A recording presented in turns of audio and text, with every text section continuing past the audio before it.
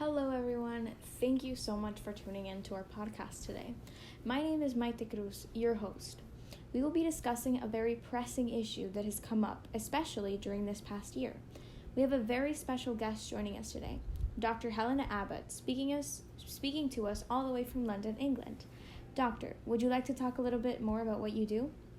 Yes, of course. Well, first of all, thank you so much for having me on your podcast today.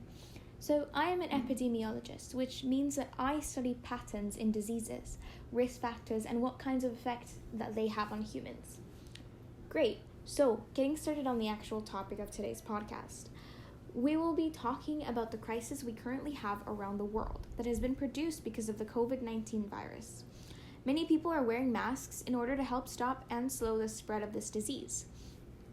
This causes, though, is much more waste being produced. Isn't that right, Dr. Abbott? Yes, you are absolutely correct. The larger risk with this kind of waste is that it is also considered a biohazard. Any waste considered biohazard simply means that it has been contaminated or come into some sort of contact with bodily fluids or secretions. You may have seen bins labeled with biohazard mark in hospitals. Other examples of biohazard include used needles, gloves, used scalpels, etc. So, before we begin our solutions, why is this topic so important? Well, you see, this massive amount of waste that has started to be produced during the past year is littering landfills much more than before. And whenever people throw their used masks on the street, for example, that is a biohazard to other humans and living organisms. In fact, the World Health Organization has said that if the global population adheres to a standard of one disposable face mask per day after lockdowns end, the pandemic could result in a monthly global consumption and waste of 129 billion face masks, which is a huge amount. Wow, that's a lot of waste monthly, and only because of face masks. Well, that's why we're here, to discuss accessible and sustainable solutions.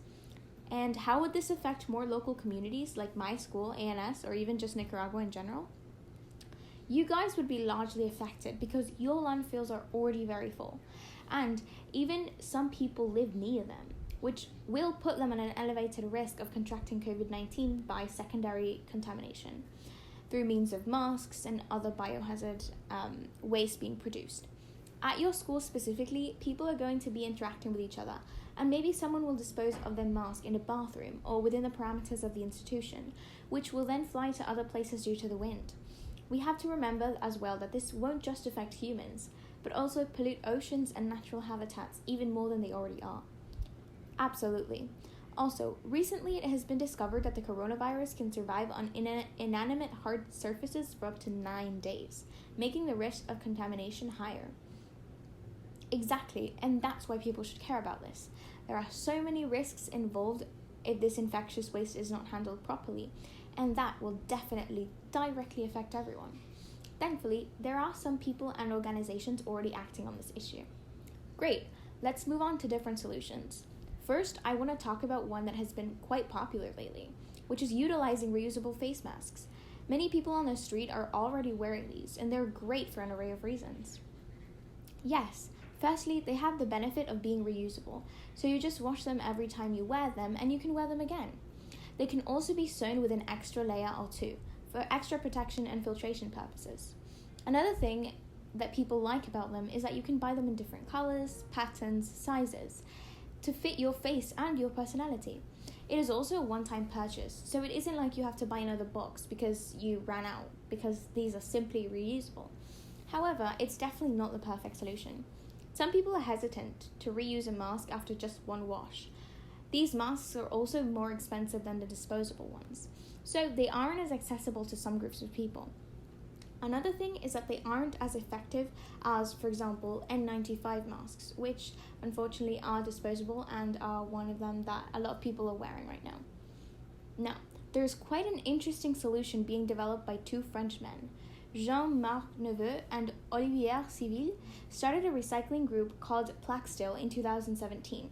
The project developed a process that turned fabrics into a new recyclable material that they describe as ecological plastic.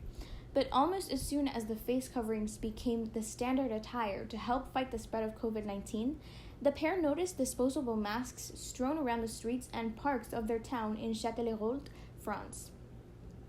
There are many benefits to these masks. For example, they're very environmentally friendly, they're recycled. The materials that they use to make these masks are run through a special treatment, for example, putting them under UV lights in order to ensure that they are safe to use. There are some issues with these masks though. Like, for example, they aren't fully biodegradable and still have the risk of being infectious waste if they're handled improperly. The last solution I'd like to talk about is quite promising, and it is other projects who are tackling what our masks are made of.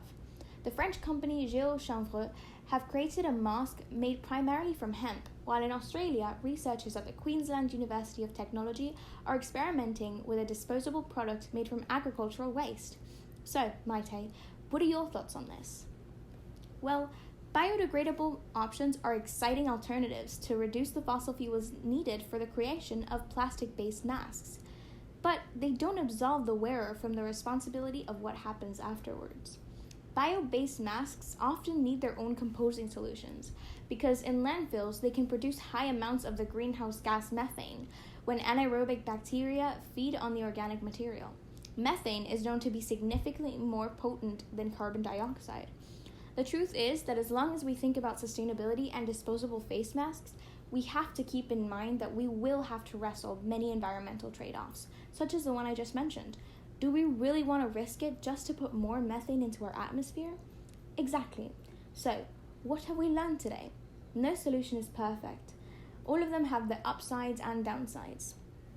The most accessible one as of right now is fabric reusable face masks. This solution reaches many more people and is the most developed as of right now. I agree. Well, this wraps our podcast for today. Thank you all for listening, and thank you so much, Dr. Abbott, for coming to speak with us today about this issue. It was my pleasure. Remember that the change we need to make can start with you. Until next time.